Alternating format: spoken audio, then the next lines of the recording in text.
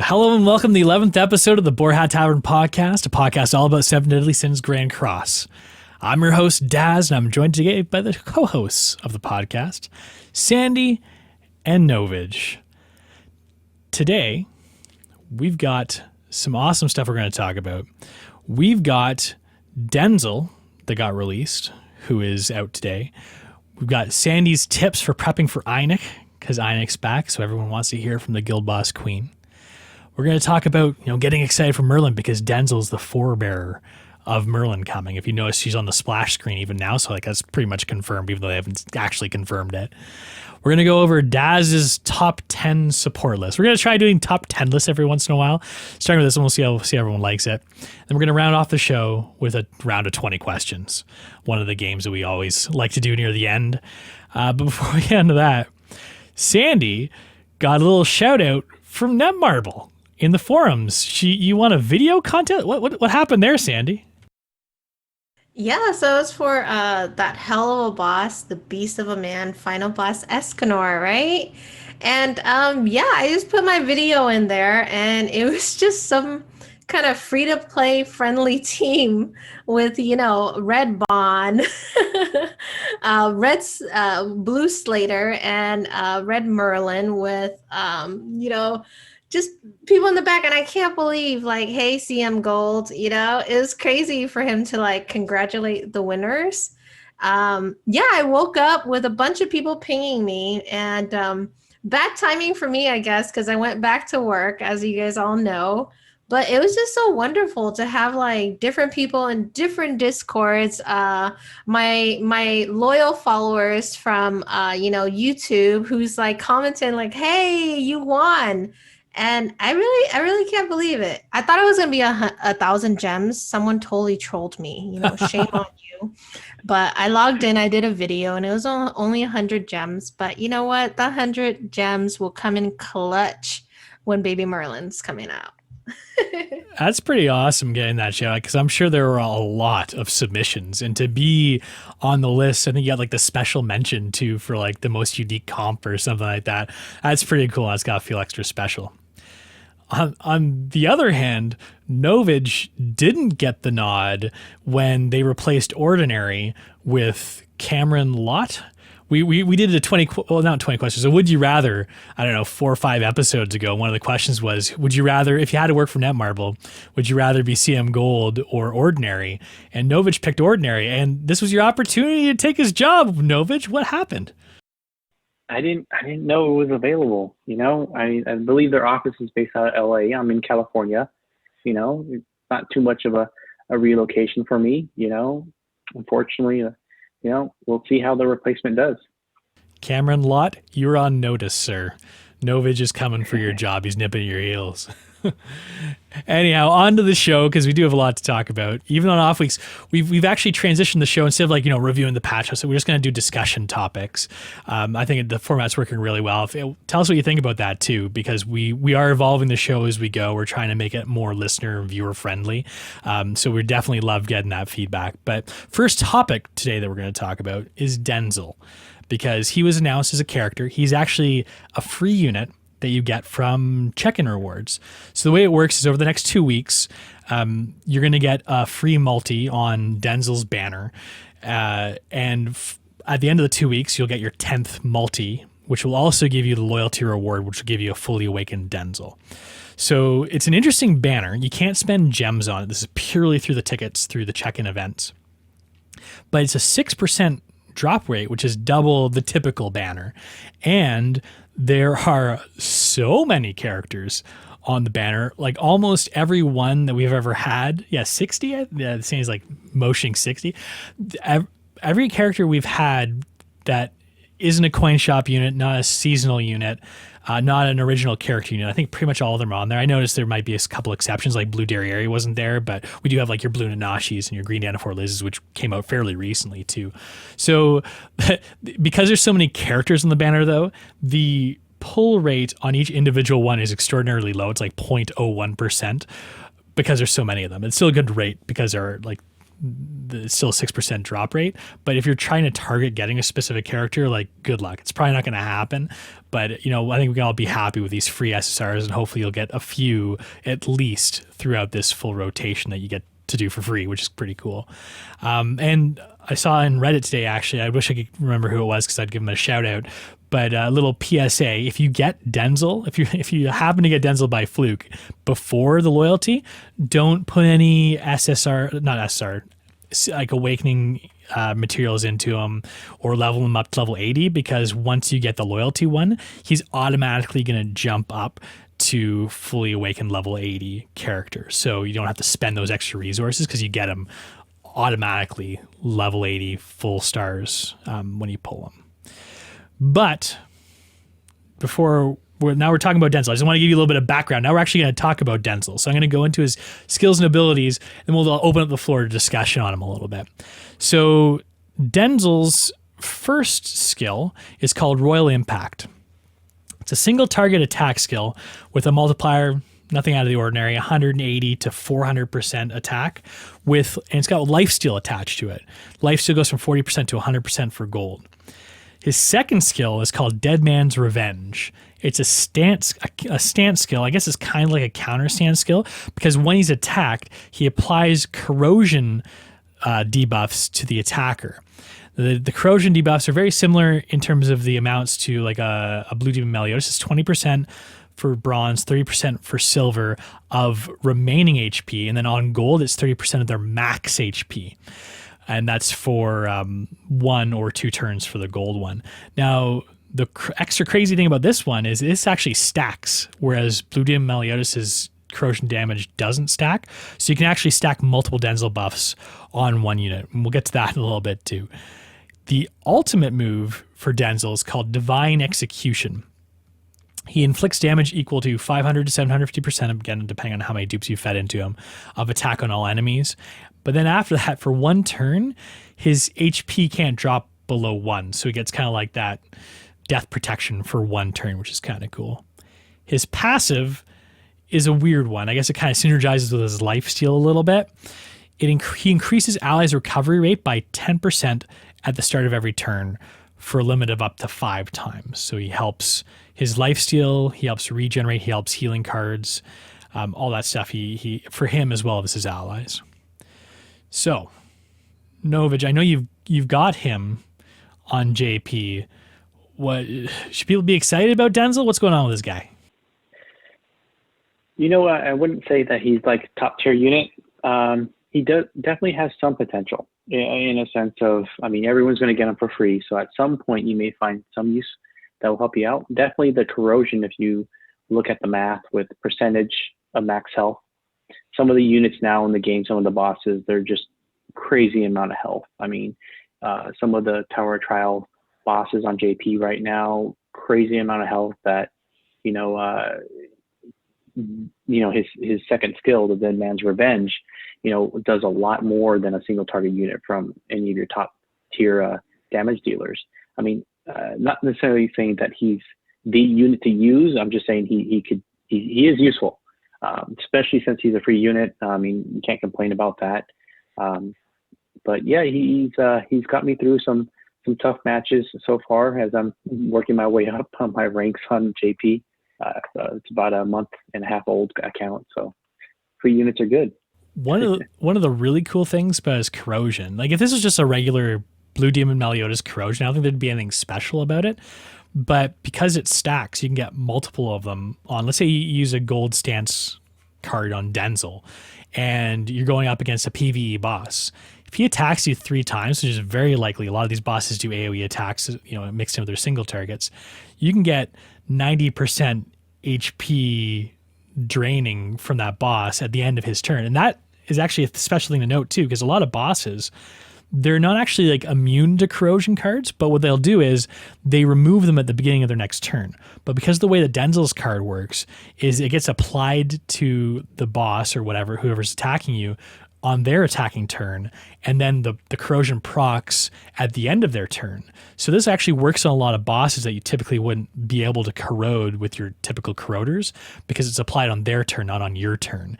So that's one of the reasons that you can kind of use Denzel in these weird situations, including Hell Crimson Demon too, apparently. I don't think you necessarily want to replace your popular setup, with your Derrieres and Sariels or Lost Familia, whoever you use for Hell Demons, but still it's an interesting idea. And I think, Novage, you mentioned that someone even was using them for Guild Boss too. Is this going to displace Sandy's strats anytime soon? I wouldn't say that it's the hard to play strat to get that high scoring, but it definitely, it gets the job done. I've seen him on Akumu. It's just that from that corrosion, it really, like you mentioned, it takes them out. He's been on that crazy CC for like it's not a final boss. It's the Tower of Trials.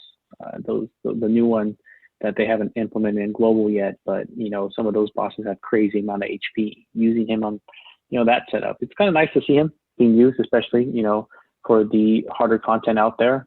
For the free to play players, they are going to get them for free. They may be able to throw them into the mix and be able to get through that content. Well, I know, Sandy, that sometimes YouTube's a little harsh with you when you say something's free to play friendly. You can definitely say Denzel's free to play friendly because everyone gets them for free. Should we be expecting some videos on some free to play strats for guild bosses, final bosses from you get down the road? Definitely. Guild boss, I feel like if you want to score high, even meeting the minimum just to get all those rewards is really hard for the free to play community. So whenever they throw out bosses, like, characters like this, where you get them, UR'd, fully awakened, you don't have to spend those resources. And, unless they're like, new to play players where they started playing, like maybe a week down the line and they don't get him, then, too bad for them. But definitely, again, I'm not a free to play player. I do spend my money. I went back to work, so I'm trying to whale out, but I do want to help the community, and this is definitely going to make it easier. Who thought Green Arthur was going to come into play? But he's definitely useful for PvE content. I used him for the final boss trio, and I think just helping the free-to-play community, we all play to win. We're all tryhards, right? That's why we play certain games. It's really hard to be free-to-play in gacha games, but Netmarble, giving out these free characters, you're going in the right direction. Give us a free Merlin, baby Merlin. Give us a free pool, something, Like, you're noticing me, right? I won. It's Sandy. Come on, CM Gold. Give us something. Yeah, well, it definitely seems like you're on to what they're about here with the free units. They're usually not your PvP friendly units. They're usually the PvE friendly ones. Your Green Arthurs, your Hawks, your Denzels, which I guess begs the question: do either of you guys see Denzel being a factor in PvP, or even like a possible unit to consider in PvP? Because like you said, like a lot of new players, this might be their strongest unit for the first little while, right? Until they actually pull something and get the resources to level 80, 6-star character. Is Denzel something that, I don't know, free to play, pay to play, whoever, that you could take into PvP? Novage, you think there's any option for him here? Blah, blah, blah, blah, blah. Option for him here at all? That's a tongue twister. Yeah, probably a troll team just to throw people off. I know off topic earlier, as you mentioned that, Boar Hat Tavern Liz, combining him with her, you totally increased that recovery rate from his passive. If the match lasts up to 5 turns, but every single turn they're just getting max HP. I know that would be annoying, but it throw some people off. I wouldn't say that he's going to be like the top pick, but it'd be fun to face a couple of them in PvP. Yeah, it's too bad. I feel like a lot of his kit, whenever they target lifesteal and trying to like amplify lifesteal, it always just kind of falls flat. You brought up a good point. We've kind of overlooked it a little bit. How his passive increases the recovery rate of him and all of his allies. I guess maybe there's something there, but increasing in recovery rate doesn't seem to be as powerful as what other units can bring to the table. You know, like why would you bring him over your Goddess Liz's or DPS units or Merlins of the world, right? Like it's a hard company to be in. So like you're likely not displacing any of those unless you do bring some sort of crazy mean team. But who knows? Maybe mono red will come back. He's a red unit. Like remember the good old mono red days? I guess there's no real space for him unless it's maybe like a 4-on-4. But again, like it's a matter of having the space for poor old Denzel. He doesn't seem to fit into it. But Denzel's most important job is more likely that he's the harbinger. I'm not even sure if that's the right word, but harbinger of Lolly Merlin or Baby Merlin, whatever you want to call her, that's coming in next week. Sandy, you got your new job. You got the dollars to throw around, apparently. Are you going to be throwing the Merlin's way? Are you excited for? What are you excited about for Merlin? I have a feeling that she's going to be useful with the ReZero collab characters like Amelia and Rem. I'm excited to play around with them for the season 4 Guild Boss. You know, I started the YouTube channel for Guild Boss content, and I'm just excited that they're adding another Guild Boss, and I want to see how these characters are going to come into play. I got to put my Dairy Queen to the side, you know. I maxed her out and everything, but it's about time I kind of moved on from that. And to me, it's exciting. And she's just so cute. I mean, she's in her little t-shirt and she has like little chubby feet, you know, just dangling. Can you imagine her like at the little knighthood table? Just, I'm here. It's going to be your new avatar, isn't it? Poor Hawk is going to have to be pushed by the wayside for Lolly Merlin. I think Mia Koda has already like kind of put dibs on that. Hawk will forever be my favorite. He's just fun, you know, his clickety clump of his little hooves when he's moving around. He's chubby, so I think I'll keep him. Okay. Merlin's not that cute then, apparently. Just not quite enough to displace Hawk. So Novage, you've got Merlin on your JP account, one of the strongest characters in that account. Is this enticing you to pull even harder for Merlin than you may have if you didn't have her? Yeah, no, definitely. I just hope that I have the same luck. I actually pulled the Baby Merlin off my first multi on that banner. At that point, I just stopped pulling because I mean it was a fairly new account, so I was like, I gotta save gems. So I'm not gonna try to get dupes for her. But no, she's definitely a really great unit for PvP, for PvE content, you know, for like your quests and your missions that you're doing, and definitely a lot more, potential for her in different content. As Sandy was saying, Guild Boss seems to be very popular right now, the new one, with unknowns, and she's an unknown character, and paired with some of the ReZero collab that's going to be eventually coming our way, that mix. But yeah, I know I definitely plan to pull for her. I'm just hoping that, I don't have to go so far deep into the banner to at least make it worth my while. But she's definitely a fun unit and look forward to her. One nice thing that we're going to have a little bit of more insight into the future, I guess, is this week on JP, they're expecting to get a new banner and probably the new Holy War Festival banner. So we might get another big time unit on JP. And this might change a lot of people's opinions for one way or the other, depending on what kind of character it is that might be that demon that everyone's been waiting for to complement Assault Meliodas and make him even stronger in his demon teams. Or maybe it'll be a new unknown character that'll make Merlin in this unknown meta they seem to be trying to push on us even more powerful, that missing piece from that unknown team. So this is going to be an interesting week. We're going to be losing this Foresight in a couple months because we're going to be merging with the JP in terms of release schedule. But I like that we at least have this next one to kind of look forward to help us with our decisions. But this banner in particular seems very polarizing in terms of a lot of people are saying, it's an easy skip. She's not necessary. Everyone's got the one, Assault Meliodas, like stick with them. ReZero collab, you need to kind of, if you're thinking of an unknown meta, you got to go with that and the Merlin banner. It's a lot of investment, probably not worth it with the rates. A lot of people are taking the let's wait and see approach. So I guess let's wait and see, and maybe next week we can talk about this more too, because we'll have a little bit more information about what's to come. But one thing that we do know that's coming back next week after the reset is Einek.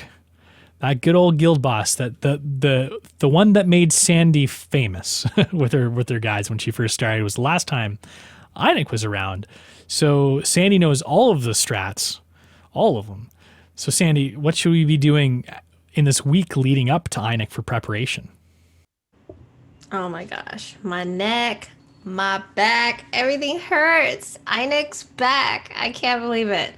But the newest video that I kind of released on the channel was just, if you guys haven't already seen it, that Tavern Master title, where it gives you that 4% additional crit chance when eating that crit chance food. If you're a tryhard, like if you're trying to score high and you're trying to get into Guild Wars, having that extra 4% of crit chance really, really matters, because Einek's just, he is one pain in the butt, that's just to put it nicely, because you can have 10 perfect runs, 15 stacks on dairy, perfect kill turn cards, and you don't crit. So that title, I'm telling you guys right now, please get it. It takes a minimum of 10 days because you have to change your jukebox every day, listen to new music, eat at a friend's tavern for 30 times, max you can do is 10 times a day. So it does take a little bit of time, but we have a whole week to get to it. So I would suggest you guys get to it now, get that title. And then the most important character, believe it or not, even though we're using Dairy Queen. So the team setup is basically, you've got your Green Gother, your Dairy Queen, Red Slater, and of course we have Green Helbram for his gold attack buff. Okay. But the main person on there, yes, Dairy Queen is your damage dealer, but Slater is there for his passive, right? So you want to build crit chance defense set for Red Slater. Okay, common bracelet and ring, you don't need a UR those. I'm gonna go into a little bit specifics because if you don't know, watch my video, but I'll kind of give you a little overview. So the common bracelet and ring, you really don't need a UR those. What matters are those crit chance rolls. Get those closest to 45% as possible. And the cheapest way for you to achieve that is to max that crit chance by using a common bracelet or ring, right? You don't need to SSR or UR. And it's optional to UR those for bonus points because Slater's not your damage dealer. He's just, again, there for his passive. The necklace and earring is an optional UR. Defense rolls, to mitigate that HP loss. Aim for that 25 to 30%, rolls. And then the belt and rune, please, I would definitely recommend that you guys UR those because it gives you that HP boost because you're aiming for 25 to 35%. Because of Einek, another video that I have, when I first started the channel, I did all Einek. Excuse the thumbnails. They're really, really bad, just like our bad website, but they will get better. I do plan on trying to try hard on those again because higher HP equals higher scores. And you're trying your best right now with all the equipment and gathering all of like Slater's crit chance weapons to max out Slater's crit chance at 130%. That's before buffs and that's before like your titles. So I really hope that Tavern Master title is really going to make a difference for us tryhards because I would go at him for I would waste like 50 stamina pots just to get that perfect run. All right. So do that now and watch those videos. It's at youtube.com/Sandyy with a double Y 7DS. And you can get more insight on there. But I hope that on Saturday night I'm gonna be try-harding and updating some videos for you guys. But yeah, that's a little cute tips right there. I love that we've got this Tavern Master title now, because it might not seem like a lot, whatever, it gives you 4% extra crit chance when you're eating crit food.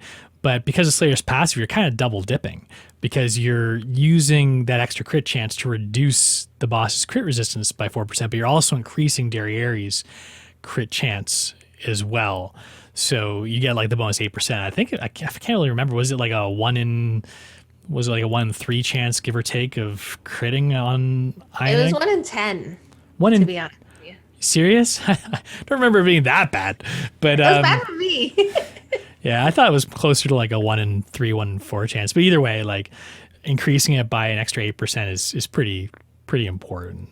So yeah, thanks for that tip, Sandy, and we're looking forward to the updated videos. It'll be interesting to go back and watch those, because just like anything, like the show I was telling before, like we've evolved, and I know your channel's evolved too. You've got like, better microphones, better setup, better editors too, right? Like Novage, because I know he's doing a lot of the editing for you too. He's probably learned a lot over the time. But yeah, it'll be cool to see how things have come along and progressed on your channel as well. So we get to do one thing I'm excited about, for no particular good reason, just because I like top 10 lists. And we haven't done one before on the show, but maybe this will be a regular occurrence.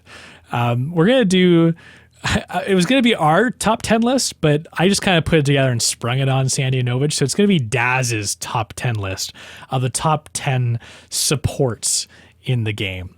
And when I show this to Sandyy and Novage is already like being like, well, what constitutes support? I'm like, well, you know what? I don't know. This is kind of up for debate, I guess. What I'm thinking is a support is constituting like not your main damage dealer. They're the ones who enable the damage dealers to do what they need to do to delete characters, be it through healing or passives or what have you. Some people might argue that some of the people I put on these lists aren't supports, but you know what? It's my list, so you got to deal with it. We'll talk about these as I go, but starting off the list is one of my favorite supports. She almost didn't make the cut, but I decided to leave her there. Number 10, Blue Lilia. Now, I like Blue Lilia a lot. She completely enables Pierce. If you come across a Pierce team, you want to get rid of that Blue Lilia, because she's the reason that Pierce can do the Pierce things. She can heal, she can remove ults. She's got a pretty good kit. Sandyy and Novage, do you think she's worthwhile being on this list, number 10? Should she be higher or lower? What do you think about the starting? I guess you gotta wait to see the rest of the list before you can decide if she should be higher or lower. But what do you guys think about Blue Lilia? I say yes, definitely worth top 10. She's definitely a unit that I've used in an array of different scenarios. I think she's still even utilizing some of the top, some of the older final boss. Yeah, and just like she's good in, like you said, so much content. Like I even come across the odd Pierce comp in PvP every once in a while. But outside of that, farming, like you put her on a Pierce team for farming, or like hell, I was farming final boss Hauser Gilthunder, trio, and she was on my team there too, right? Made that go a lot faster. So I like having Blue Lilia. She was my avatar for a very long time in the game, just changed recently, but yeah, she's got a special place in my heart and a special place on this list, cracking it off at number 10. Number 9 on the list. Again, he was probably one of the top support units earlier on in the game. Blue King. He's got a hard-hitting ult, which is great, because you don't usually get that from supports. He's a coin shop unit, very accessible. He's got a cleanse, a heal, a pretty strong heal at that if you get silver or gold. And he can petrify units, which is probably one of the strongest things that he can actually do too. Sandy, should I put King up a little higher? Because he is a staple in a lot of... I mean, we won't see him as much anymore, but he's been a staple for a long time in this game. He has, and if anything, like I did max out my Blue King, like his cosmetics, and try to get his equipment up there, because he's used for a lot of associations, Whether you're using like Green Dian, whether you're using, just other units, he gives that HP defense boost to them. And if you max him out, he's OP, and you can bring him to Guild Wars, right? Because you need a healer, and who better of a healer than Blue King? So I think he's going to come back. You're always going to use him, whether he's in association, or you're going to use him in more PvE content because, we're not using that King Brum meta in PvP anymore. But, he might pop back out. Who knows? An oldie, but a goodie. Number 8 on the list, we've got Green Merlin. Green Merlin, she enables ult rush, be it in the sub slot or in the forefront. And not only that, she also does damage mitigation with her perfect cube, and she can drain ults on demand, which is hella powerful. And also, if you have her, especially on attack defense, her ult can delete characters too. It's not the strongest ult in the world, but it is a decently strong single target ult. And the fact that she is also coin shop accessible makes her a little bit more readily 6/6. I know it's not an easy task getting a coin shop unit to 6/6, but if you hit up their coin shop rotations every once in a while, you can get there, over a course of a month or two. So Novage, Green Merlin, she's always been, she's, a staple of the Glue Eaters, right? But Glue Eaters falling off. Should maybe Green Merlin be falling off this list at number 8? It's interesting so far, the 3 units that you placed on the list. I still use all 3 of these to this day. It may not be in PvP, but yeah, Green Merlin definitely helps with, a lot of content that maybe in the PvE where you kind of just have to rush that ult. You don't have another passive that gives you an orb like hers, and I don't think they're going to. I think that's what's going to keep her as one of the top support units for a while. Unless they throw in someone else that has a very similar passive. Some of the units, they come close to having the same passive. They may be a different color unit if they're boosting, the same type. But no, she's definitely a unit that to this day I still use. She's been one of the best sub-slot units for a very long time. Our next one on the list is the opposite of a sub-slot unit. She likes to be up front and right in the thick of things, and that's Green Fighter Deanne. She has made it possible to slow down the one Escanors that decide they want to one-shot you if you get out CC'd.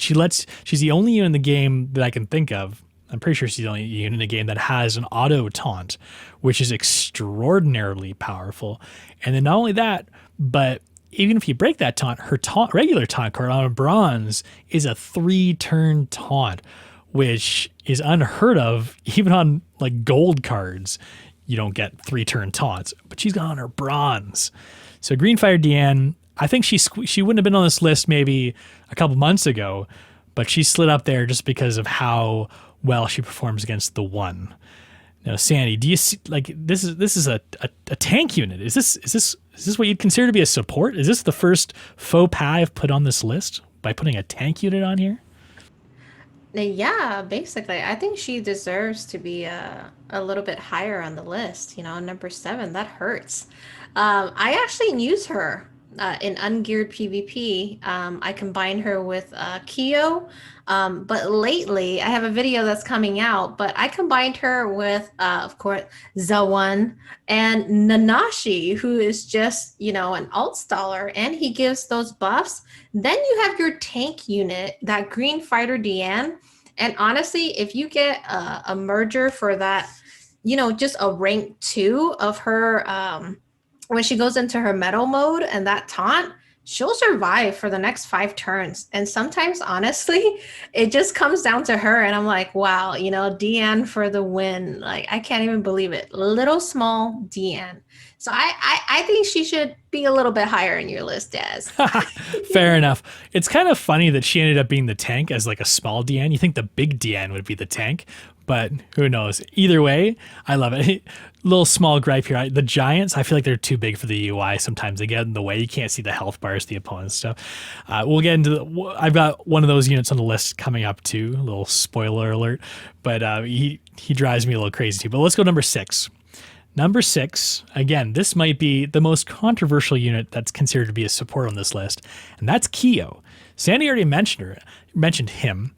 The reason I think Kyo is a support unit, yes, he can do a lot of damage, but he enables other units to do what they need to do, be it through an ignite team or weak point, or just amplifying their damage, reducing damage taken. A lot of people don't realize that too. The more stacks of ignite you have on the enemy, the less damage your team takes. So Kyo does do damage mitigation as well. And those stacks, if you don't have a cleanser, they get out of control. Now, when I first showed Novage this list, he was like, Kyo? Support? Novage, should he be a support? Have I convinced you that he's a support, or is he a DPS unit? What do you think? You know, it is interesting. My reaction was, as you mentioned, a lot of people, I mean, I myself, I put resources in the Kyo. I like using him in all kinds of content. And I never really thought of him as a support unit. I think I've more looked at him as like, you know, he deals damage, you know, because of the ignites on the opponent. He does, you know, for every ignite, he does X amount of damage. I'm like, he's a damage unit. But, you know, yeah, you know, it's actually interesting that, you know, do you build teams around Kyo, or do you build teams around other people to kind of elevate them more? And like, in a sense that it comes down to it, yeah, you know, I kind of like Kyo there as a support to my other units that deal a lot more damage. I mean, Speed, you know, he with his weak point damage, the green one, I mean, they work well together. Or even was it the Halloween Shin that we covered a couple episodes ago? You know, debuff units, he'll crit. So yeah, I mean, he definitely can make other units shine. One of the really powerful things about Kyo, and there's very few units in the game that do this, we were talking about this within our guild just the other day, is that he's one of the very few units that puts a guaranteed debuff before your turn even starts on the other team. You don't have to play a card or anything, they're just there.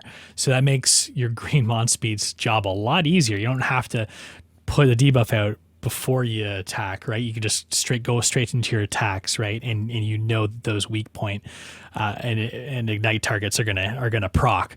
So yeah, Kyo. Another thing about him too is I remember the age-old question: do you put an attack defense or HP defense on him? Everyone that I was talking to was like, you got to go HP defense because you need him to survive to get the comp to work. And in my books, if you're talking about that discussion, you just want him to survive and you're not as worried about the damage. You're falling into the support category. Again, maybe one of the more controversial picks there, but that's what he is. Next on the list, now this one comes with a little asterisk next to it, is Ludociel. But he's only good if you're a whale. I was thinking about making a whale sound, but I'm not even going to try it. Hell, I'll try it. There's the whale sound. So if you're whaling on Ludo, he's fantastic. The only problem with Ludo is in order to get his passive to proc, which makes him strong, right? Reducing the crit defense, crit resistance, whatever he does, all that defense debuffing goodness that he does on the other team, he's got out CC the other units. And that gets harder and harder when we get these bigger and bigger CC type units coming into the game. So you need to have your Ludo. If you bring them into PvP, there's other content like Guild Wars and stuff that you don't need them maxed out as, but you'll probably have to have them 6/6, full cosmetics, all maxed, great rolls, or else he just doesn't work. You can also run CC food with him, but CC food has become a lot more prevalent in PvP, so you can't just like sneak ahead of someone by using CC food to get your Ludo to out CC the other team, because there's a good chance the other team might be using it as well. But Ludo, oh man, does he ever make other characters hit hard? I think Kirito, who we had on the show, like our PvP guru, was saying just today that he thinks one of the strongest teams is like a Ludo the One, I think Green Gother team. He's just like, you just can tap two characters right in one turn, because Ludociel just guarantees those crits, but also makes the crits hit harder too. So Ludociel is next on the list. I guess we'll go to Sandyy. I don't know. Do you have Ludociel? We know Novage doesn't because he's been chasing Ludociel for the past couple of months. He finally got his first one. But Sandyy, do you have Ludo built up at all? So I don't. I usually play ungeared, and believe it or not, my Ludo doesn't even see the fields. He's more of an association for his grace, where he's immune to that petrify, stun. You can't do anything. I usually put it on like Lost Vein or whoever I'm trying to alt rush in that team. Um, yeah, he's OP, and I think having him 1/6 is good enough. But for those who are using him as a support unit and having him on the field, if you can wail out, great whale noise. Like, I think there's some whales who are responding to you right now, Daz. But yeah, he's somebody. If you've got him, you got dupes of him, then definitely level him. Maybe invest in him because he is a crucial character. You can use him in PvP. You can use him in PvE, like Guild Wars, like Daz said. And he's a useful unit, and you can use him in sub associations as I do. So he's useful. I totally forgot about mentioning that Grace so as an association unit too, because we don't have many Graces in the game, but they're very powerful, transferring their Grace effects to their associated character. So being able to avoid that stun or petrify or whatever for a couple turns is a huge bonus. So next on the list, I kind of teased this one here, and some people might think he's a little high. I probably put him a little higher than he should be just because of how much I like him and use him. And this support character is Blue Droll. Going with the kind of tank idea of Fighter Deanne, I put Droll higher than Fighter Deanne just because of how much he's slotted in well on multiple teams. He works well with Assault Meliodas, because he not only puts up those buffs on the other team to enable Assault Meliodas with that rupture, but he also provides that tanking as well in front of Assault Meliodas. He's also got a petrify, which I think is extraordinarily powerful because guess who's vulnerable to petrifies? Good old Deanne, Sandyy. That's who. So if you can break down that shield and petrify Deanne, that 3-turn taunt turns into a 0-turn taunt, and you can go right past it. So I use my Droll a lot. I don't actually run Assault Meliodas in PvP. I run them with the one, and particularly to counter those green Deannes that are awfully pesky. So he provides the taunting as well as the petrification to get through them. I think he's a great unit. Sandyy, I feel like you've probably got something to say about that. Oh, I do. That's going back to Ludo. That's who I have on Deanne. So you can't petrify my green Deanne. That's why she won't, top on this list. You know what? That's so funny. Like, I don't think I've come across that yet in PvP, and it's something I feel like I should look out for because that's a pretty good one to have. I think a lot of people put Tarmiel on their Deannes for the extra healing, which is really common for tanks. But yeah, I'm gonna keep an eye out for those Ludo Graces on the Deannes in the future because I might get kind of screwed if I ever come across Sandyy in PvP.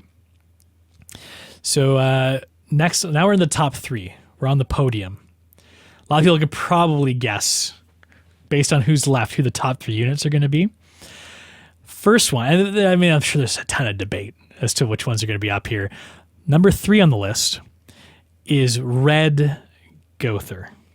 Red Gowther used to be considered the strongest unit in the game because of his rank ups. He's also got attack disables, which shut down teams, and he's got ult control with his ult move, which just removes everyone's ult. Like ult orbs, they're just gone, poof. Gowther, and his hidden bit too is like a lot of people always forget about his passive. He buffs people's attacks. And I'm not talking about green Gowther's passive, I'm talking about red Gowther's passive. If he's not attacked or if he patiences the attacks, he stacks and enables people's attacks. So if you leave him alone, you're stealth buffing the other characters in the opponent's team. So red Gowther, I don't know. He seems to be coming in again too with the unknown meta coming in because you can't use green Gowther with the unknown meta if you want to use, like, you won't get any benefit from his passive with your Merlins of the world. Novage, red Gowther, is he still relevant? Is he worthy of a top 3 position here? Yeah, no, definitely worthy of the being one of the top units on this list. you still use him in content where you want to HP boost is a factor in points. So, I mean, there's some final bosses, there's some, guild bosses that, when the points matter for HP and you want to go all red, you pair him up with other units like Twigo. He's definitely a good unit. I mean, I still come across him in PvP, and I remember to always attack him because I know that if you don't and you focus on the other, like you're threatened by some other unit, I'm like, no, I'm going to need to either area attack this turn just to make sure that his passive doesn't still continuously stack. That's one thing. Like that's a good tip. People may forget that his passive is based off of him not taking any damage. Well, coming in on the silver slot is his doppelganger, Green Gother, who just edged out Red Gother, mostly because of a couple of reasons. Because they've got the same ult, they've got the same rank up, so it's a wash there. The only thing you're really comparing on is the passive and the secondary card. The secondary card removes ult gauge at the end of the opponent's next turn with the pumpkin bombs AoE, which is great for shutting down. You exercise a little foresight because you can't use it on demand. You got to make sure that next turn you can't take it away right away. You got to make sure that they're not going to get it for the next turn with it. But what makes Green Gother really powerful is his passive. Doesn't matter if he's attacked or not. As long as you have units all of different races on the field, he's going to give, I think it's 7% attack-related stats buff. That's crit damage and crit chance to all units stacking up to 5 times, and you can't get rid of that proc unless you kill the guy. So it's not like Red Gother where you just need to attack him to clear all those buffs. It's buffing for good. And talking to Sandy about Green Gother is like a no-brainer because Green Gother has essentially enabled Derriere to become what she is on content like guild bosses, final boss, anywhere where you're trying to get her, I was going to say big daddy damage, but big mama damage. So Green Gother, number 2. What do you think about that one, Sandy? It goes hand in hand. Green Gother, I think he's a broken unit, to be honest. Like, you have to either get rid of him. His cards are great. His ult is great. Even having him at a 1 out of 6 ult is perfect. It's just sad that, we don't see him pop up in many banners, It's not very friendly to the free-to-play community because a lot of them are trying hard, but if you don't have Green Gother, unfortunately, it's really hard for them to score higher or get through a lot of content because, again, like you said, Daz, that rank 1 being able to just mitigate the ult gauge is super useful, and his passive, it just procs. It doesn't need, any pushback basically, unless you get rid of him. So, and plus, Red Gother is a free unit, right? Not a free unit, sorry, a coin shop unit, and most of us should have him. So there's so many cosmetics for Red Gother already, and Green Gother shares that cosmetic and shares the same equipment. So at the same time, I worked on my Red Gother first, and now I'm just boosting up that Green Gother, and he's just broken, to be honest. I'm glad I'm not seeing him as often in PvP. I am seeing that Red Gother more often with more of the taunt teams. So it's nice, but yeah, to me, he's just broken. I know Chick hates him too, so who knows? He has changed the game more than almost any other unit that I can think of.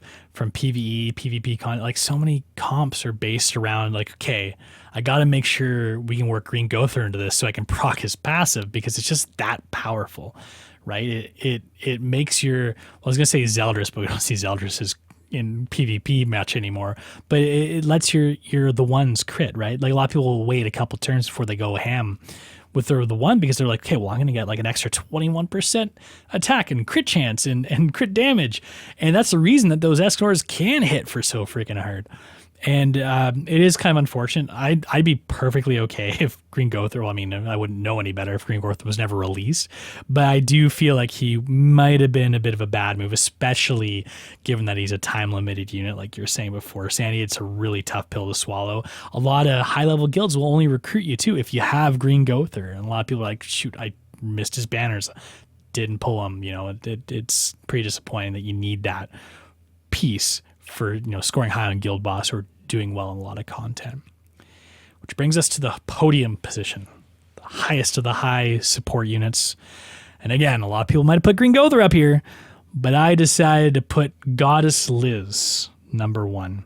She's got a stun. She's got a shield that isn't a regular shield. It stops all that blue text stuff from happening, so it can totally mitigate Lost Fan Meliodas' ultimates. She's got the most broken passive in the game, well, arguably, amongst the most broken passives in the game, with that revive, which is so annoying, because not only does it revives you at the health that you had before you got attacked. So you full send on a character on your team. If they're full health and you ulted into them, they're going to have full health after the ult. Like, that's insane. And she's also got a stun. For some reason, I thought that wasn't enough. We got to give her a stun just to make her a little bit extra strong. So Goddess Liz, she also, like Green Gother, changed the game. And she really has enabled a lot of units, especially the fragile ones, to be able to stay on the table for an extra turn. I see, oh my gosh, how many times do you see the one with Goddess Liz and you're like, oh my gosh, I got to kill something twice? Are you kidding me? It's like you almost have an extra unit on the field when you got Goddess Liz there, because you got to kill something 2 times. Novage, is Goddess Liz too broken? Should she be above number 1 if that was possible? Or what do you think? Is she better than Green Gother on this list? I guess it's probably debatable, eh? You know, I would say it's definitely debatable if she's number 1. Is she in the top 3? Yes. As you mentioned, you see her everywhere in PvP. I mean, sometimes it's just a random mix of characters you see on the field, which once in a blue moon, I'm sure all of us face are like, wow, I haven't fought this unit, you know, in a while. I guess they're trying something different. But you'll have her on the sub, you'll have her on the field with them, because like you said, it makes the unit kind of last a little bit longer. And it is annoying at times when you kind of have to plan out that, hey, this guy's going to ult, but I haven't procced Liz's passive yet. So it's like, crap, I have an ult. Yeah, I could kill it, but it's going to revive back at full health. So yeah, it's you know, and then her shield is definitely a superior shield to Merlin shield. And even Sandy, one of the videos a while back, she was saying that she used Goddess Liz shield when Deanne had her auto taunt, and it just broke the auto taunt because it's just superior. It's a superior shield, so it just broke it away. So in a sense, she was like, I probably confused my opponent, but on what my plan was. But yeah, no, definitely top 3. I mean, mix of those. I mean, right now, no argument, because she is. I use her on my PvP. I mean, I use her in my sub slot, so I'm not going to argue with you there. Just to recap the top 10 list, we're going to go through it once more. Number 10, Blue Lilia. Number 9, Blue King. Number 8, Green Merlin. Number 7, Green Fighter Deanne. Number 6, Keo. Number 5, Whale Ludociel. Number 4, Blue Droll. Number 3, Red Gother. Number 2, Green Gother. And number 1, Goddess Liz. You agree? You disagree? Are we missing someone from the list? Let us know in the comments section. I love getting to say that kind of stuff when you're on YouTube. Comment section, toss it in review, toss it wherever you want. We'll look at it. We'll discuss it. We'll debate it with you. We love debates. It's always a great time. But speaking of comments, Sandy, we've got a featured comment from a familiar face, I believe. You're on mute. We can't hear a word you're saying. Oh man, I'm just talking to myself. It looked like you were trying to talk louder after I said you're on mute. I was like, it doesn't work like that. You got to hit the mute button. You can't just talk louder. Yeah, going back to what Novage said, I'm probably confusing our viewers. Like, what is she doing? But yeah, again, we have to choose this comment. Chad Fujihara, it's coming from YouTube again. Every episode, we try to feature a comment wherever you find us, wherever you leave us a comment. Apple Podcasts, Google Podcasts, on our soon-to-be great website, by the way. Our host, Daz, is working on that. He is just that genius for us. YouTube, Discord, leave us a comment. But this week, we went with the decision to choose Chad Fujihara again from YouTube. And he said, I say if your show / podcast gets to 10 episodes, it's officially legit. So congratulations from a random fan online. You all are a for real show. You guys hear that? We are for real. So thank you so much, Chad. And leave us comments, leave it to us on here on Twitch, leave it to us on YouTube, anywhere. We have an Instagram, Twitter. We'll try to be more active on those social media, but we love you guys. We love hearing from you. We love the banter. We love you guys. And thank you for tuning in and just supporting us. It should be a challenge that we're issuing to everybody who listens or watches the show to try and dethrone Chad Fujihara as the king of our comment section. So challenge issued. Let's see how everyone responds. Right. Kaliga Rilenko, right? We know you're there. Leave us something. Okay, moving into the fun. Well, I mean, I guess it's a fun section of the show, but I mean, the whole show is fun. Let's be honest. But the game portion of the show, we're going to do 20 questions. So if you haven't done 20 questions, or if you've never played it before, you don't know how it works. Basically, I think of something in my noggin, and then Sandyy and Novage have to ask yes or no questions and try and narrow it down and guess what it is I'm thinking about. It's going to be 7 Deadly Sins related. If it wasn't, that'd be weird. And just to make it a little bit easier, because I had a notorious history of doing really difficult games near the beginning of this podcast's lifespan, I'm going to be giving you guys a category. So it gives you like a little bit of a narrowing down before you even start. So I've got 3 topics we're going to do. There's person, place, and thing. And just like before, when we did this last time, a person can just be like any sort of living thing. So like a living creature or something in game, a place, and then a thing. And thing is very generic and very open-ended. So Novage, would you like us to start with person, place, or thing? Let's warm up with person.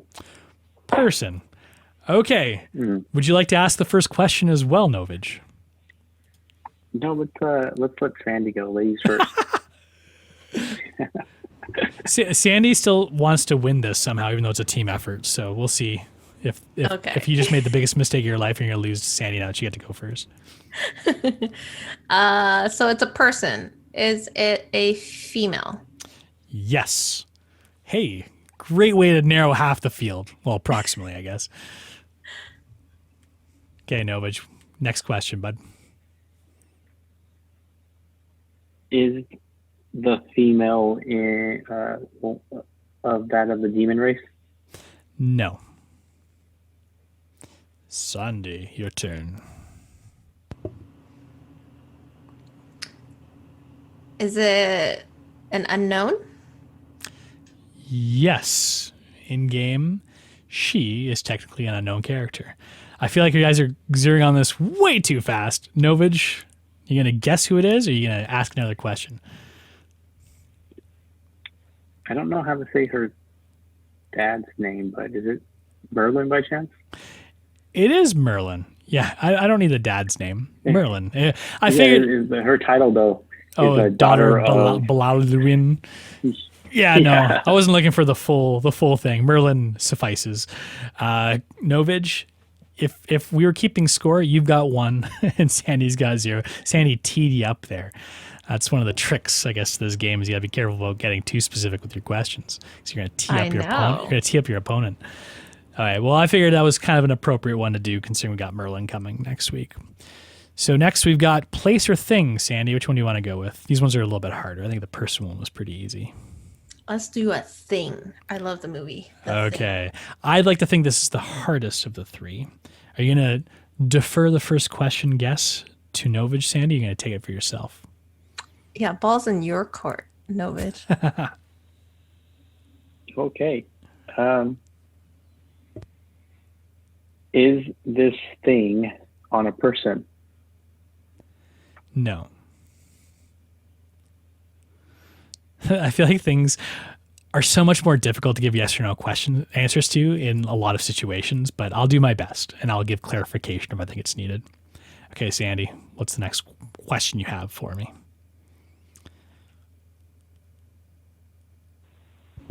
There I go again, talking to myself. Is this thing edible? See, like in hindsight, there might be a yes to that, but I'm going to say generally not. So don't start thinking it's food. I'll tell you that right now.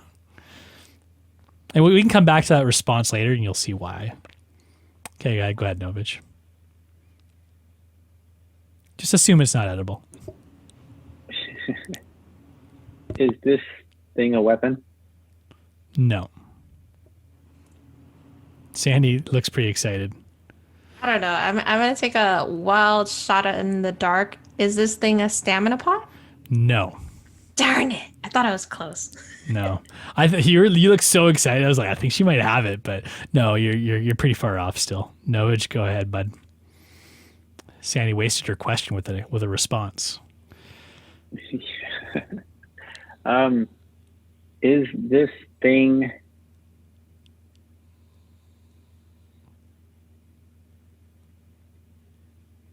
in Camelot? I guess it could be. It's not like specifically like related to Camelot. All right, Sandy, go ahead. This is not edible. Is this thing... Can you break this thing? Okay, I feel like this. I'll give you a bit of a hint to go along with that one because that was a good question. It is extraordinarily difficult to break.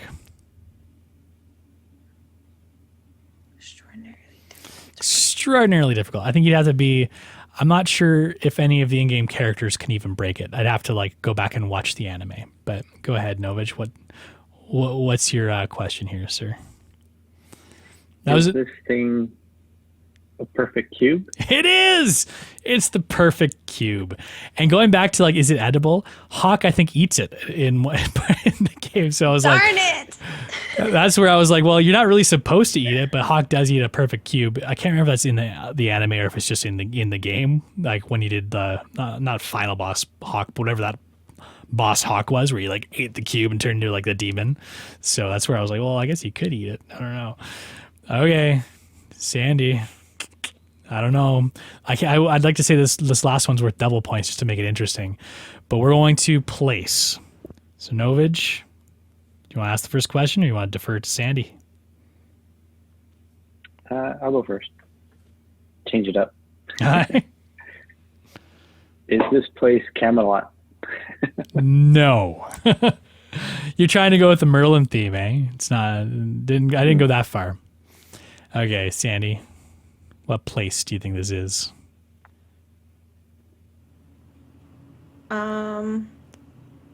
Is this place in the sky? No. Novage, it's not in the sky. We've narrowed down all of the Earth, like the non-Earthbound places. We've eliminated them. So I can't say that's a lot that's taken off the plate, but hey, it's something. Is this place a city? No. Sandy, back to you. Is this place where heroes can congregate at? Yes. You're horrible at teeing up your opponent. Novage, are you going to try and go for a guess? Or are you going to go for another question? I have two possible answers. Ooh, the dilemma. I'm gonna. You can ask a ridiculous question and throw it back to Sandy, thinking she's not going to get it, but maybe help you out for your next one. How is Novage going to to tackle verify, this? right? Which is this training grotto? No. Sandy, is that narrowed down enough for you? Do you have an inkling of what this place might be? There's two, but I'm gonna guess my gut instinct. What, Training Grotto wasn't one of the two? No. Okay, I'm not gonna waste my turn. Is this the knighthood? No. Oh my god. Novage, you had two in mind. Do you want to try the other one? Or are you, I think that maybe you're not quite as close as you thought you were. Yeah, maybe. My other guess was the Boar Hat Tavern. Ding, ding, ding. That's the one. Oh, You got it, sir. Clean sweep, Novage. I like this isn't supposed to be a competitive game, but we somehow managed to make a format that turned it competitive. Novage got all three. Sandy is the best question asker, but Novage is the best answer giver, I think, if I had to give out awards. And support unit. Top 5. top 5. I like it. But that's a good place that we always end off the show with a fun game. So thank you, everybody, for joining us today at the Boar Hat Tavern, a Seven Deadly Sins Grand Cross podcast. We stream this show live on our Twitch channel, twitch.tv/Boar Hat Tavern, every week on Monday nights at 9:30 p.m. Pacific time. Usually it's right after maintenance, but that has kind of gone to hell, so I'm just going to say it's 9:30 p.m. Pacific time on the day that maintenance occurs. Sandy, where can folks find you if they want to come across these awesome guild boss or other strategies to help them improve their in-game? Yes, please. If you haven't already, please check out my YouTube, youtube.com/Sandy. That's with a double Y, 70S. Would love it if you join the community, and let's grow together, my sins. If you'd like to get in touch with us, you can email us anytime. podcast@boarhattavern.com, or you can follow us on Instagram or Twitter at Boar Hat Tavern. All three of us were members of the Global Guild Denied, and it's part of the Scoundrels Alliance. If you'd like to join our ranks, reach out to us on Instagram, Twitter, email. Put something in the comments. We'll get in touch with you. You can also subscribe to our podcast on Apple Podcasts, Google Podcasts, Stitcher, wherever you happen to find your podcasts online. We're probably there. You can also find our shows on our website at boarhattavern.com, but it's probably better to go to the podcast places I mentioned before, or our YouTube channel. We'd also like to thank Madeline Marois for creating our killer logo, Streetwise Rhapsody from YouTube for composing our awesome cover of the Grand Cross theme song that we use for the intro of our show, and Andre Bobe from ArtStation for letting us use his outstanding 3D renders of the Boar Hat Tavern for our pre-live and post-video splash screens. You can find all their work at the websites in the description. Thanks, everybody. Thanks, Sandy. Thanks, Novage, as always. Thanks, everybody, for listening. Have a great week. Bye.